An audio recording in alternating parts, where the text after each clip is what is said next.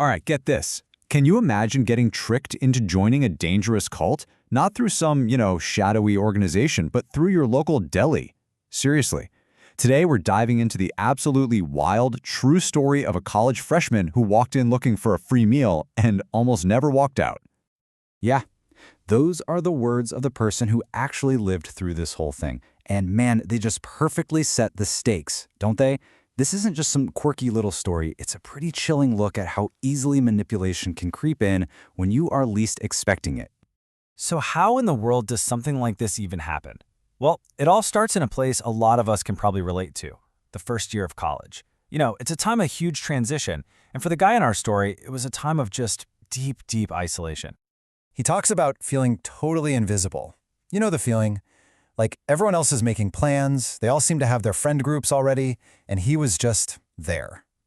And that kind of intense loneliness, it creates a real vulnerability, a desperation to connect with pretty much anyone who will give you the time of day. And this quote from him, it just perfectly captures his whole mindset. He said he was so desperate for a friend, he would have hung out with someone who doesn't even return their shopping cart. I mean, come on. He wasn't just looking for friends, he was basically the perfect target, completely primed for anyone who showed him even the slightest bit of attention.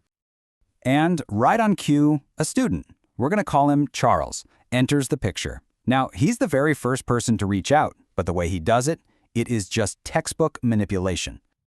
Just look at how perfectly Charles plays his part here. He doesn't just sympathize, he mirrors our guy's exact feelings. When he says he feels alone, Charles says, "Me too. I'm really struggling to find friends." And just like that, boom, an instant powerful bond is created, all built on a completely fake shared experience.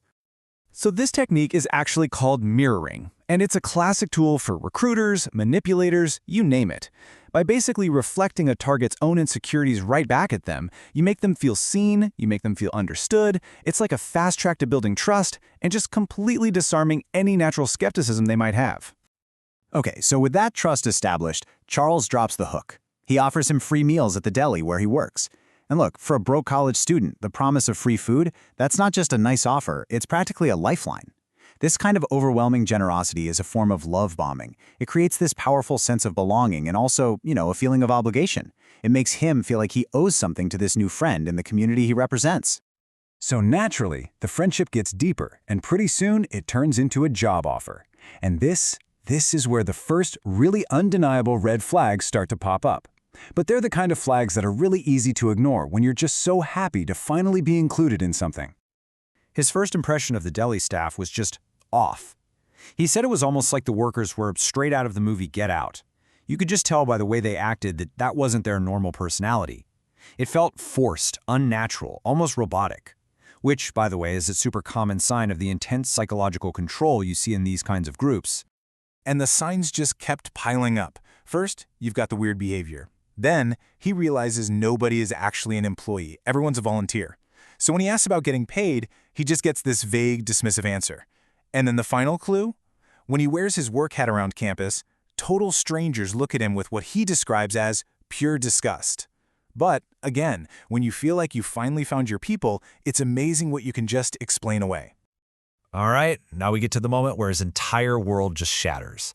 All of these weird, disconnected little clues, they're about to snap into focus, all because of one single casual conversation he has in class. So he's just casually asking a classmate, "Hey, why is everyone staring at my hat?" And the classmate, after realizing he's not joking, just drops this bombshell on him. "Dude, the hat you're wearing is from a cult." And of course our guy just laughs it off at first. I mean, a cult at a sandwich shop? It sounds like a punchline to a bad joke. But his classmate is dead serious. He's like, "No man, just Google it." So he does. He pulls out his phone, types in the deli's name plus the word cult, and he's totally expecting to find nothing. He could not have been more wrong. That's the very first headline that pops up. And just like that, in an instant, the joke is over. This isn't like a cult following for a band or a movie. No, this is real and it is dangerous. So as he starts digging deeper, the horror just escalates. He finds article after article calling the place a cult disguised as a sandwich shop. He's seeing pages of information detailing horrible allegations of abuse, complaints filed with law enforcement in several states, even reports of FBI interviews. And suddenly, it all makes sense. The Deli isn't just a business, it's a front. And the business model is actually brutally effective for a cult. Think about it. It does two key things. One, it generates a ton of untaxed income. And two, maybe even more importantly, it isolates its members. By controlling their work, their social life, and their finances all under one roof, it makes them completely dependent. It makes leaving feel pretty much impossible. So, he now knows the terrifying truth. He's been working for a cult. The question is no longer what is going on here. The question is, how the heck do I get out? He decides to confront Charles, kind of hoping that maybe he was just another victim too. But Charles's reply is so manipulative, it's chilling. He just dismisses pages and pages of evidence as a bunch of lies, and then tries to get him to come in to talk about it at work tomorrow. That's a classic thought-stopping technique, right? Give a simple dismissive answer to shut down any critical thinking and pull the person back into your environment where you have control. Realizing Charles is absolutely part of it, he just decides to disappear. He doesn't show up for his shift, he stops responding to texts and calls. Eventually, he just blocks the number. But, as he's about to find out, you don't just walk away from a cult. A few days later, Charles is standing right outside his apartment, demanding to talk. And in that moment, you can just imagine his classmate's urgent warning echoing in his head. Dude, you need to quit now. What sounded like a joke just a few days ago now feels like a life-or-death command. But he holds his ground. He refuses to open the door. He tells Charles right through it that he knows everything and that he needs to stay away from him for good. After a few minutes of trying to convince him, Charles finally leaves. And, thankfully, he was never contacted again. You know, after going through that whole insane experience, he had this one kind of darkly humorous takeaway. He said, they may be a cult, but man, do they know how to make those sandwiches. And it really is a testament to just how effective that disguise was, right? The friendly vibe, the great food, it was all designed to be so appealing, to completely mask the darkness that was hiding right underneath. Which really leaves us with one final thought, doesn't it? They might make great sandwiches, but what's the real price of a free lunch? It's just a stark reminder that when something seems a little too good to be true, it probably is.